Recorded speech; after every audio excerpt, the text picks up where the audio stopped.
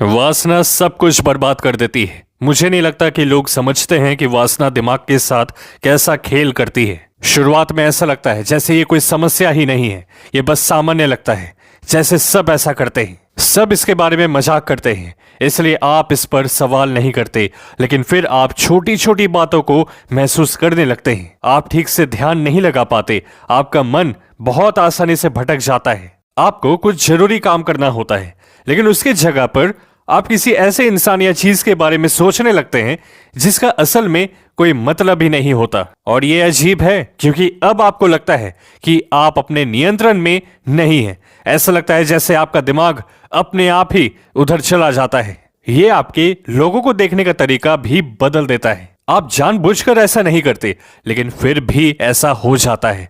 आप लोगों को यह सोचकर देखने लगते हैं कि वे आपको क्या दे सकते हैं, ना कि वे असल में कौन हैं। और अगर आप खुद से ईमानदार रहकर सोचें तो ये रिश्तों को उससे कहीं ज्यादा बिगाड़ देता है जितना कोई मान सकता है। आप जल्दी बोर होने लगते हैं, आप ज्यादा तुलना करने लगते हैं। जब आपके पास कुछ बहुत अच्छा भी होता है तब भी आपका मन भटकने लगता है। वो खालीपन, वो पल जब आप खुद से ही सोचते हैं मैंने ऐसा क्यों किया। आप पूरी तरह टूटते नहीं हैं, आप बस खुद से बहुत ज्यादा निराश होते हैं और वो निराशा बस जुड़ती ही जाती है। ये शर्म की बात नहीं है, ये समझने की बात है कि आप अपने आवेगों को अपने लिए फैसले लेने दे रहे हैं।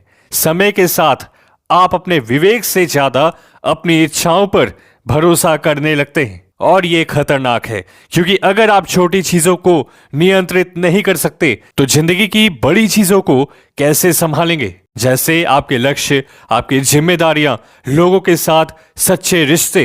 वासना आजादी जैसी लगती है, लेकिन ऐसा नहीं है।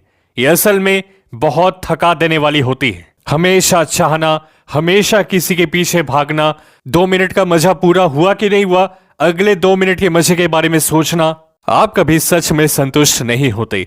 देखिए, मैं ये नहीं कह रहा कि आकर्षण बुरा है, ये इंसानी है।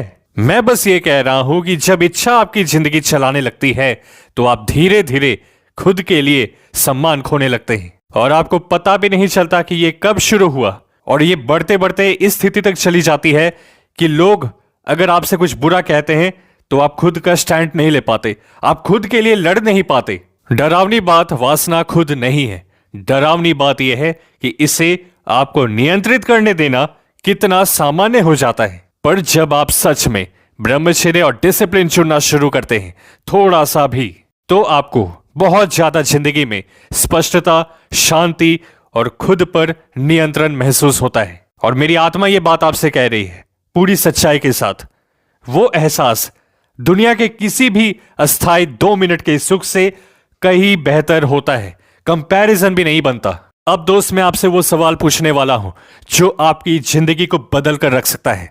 आपको कितने साल की उम्र में यह समझ आ गया कि पल भर का मजा जिंदगी भर का सजा है? वीडियो को लाइक करके कमेंट में लिखो तब आप कितने साल के थे, 15 साल, 25 या 35? क्योंकि 99% मर्दों की पूरी जिंदगी निकल जाती है, वो कभी जाग ही नहीं पाते। हमने आपकी सुविधा के लिए ब्रह्मचर्य में बेस्ट रूटीन और एक बहुत ही इंपॉर्टेंट किताब का लिंक डिस्क्रिप्शन बॉक्स में दिया है। खुद पे ध्यान दो, दुनिया आप पर ध्यान देगी। मिलते हैं आपसे अगली वीडियो में।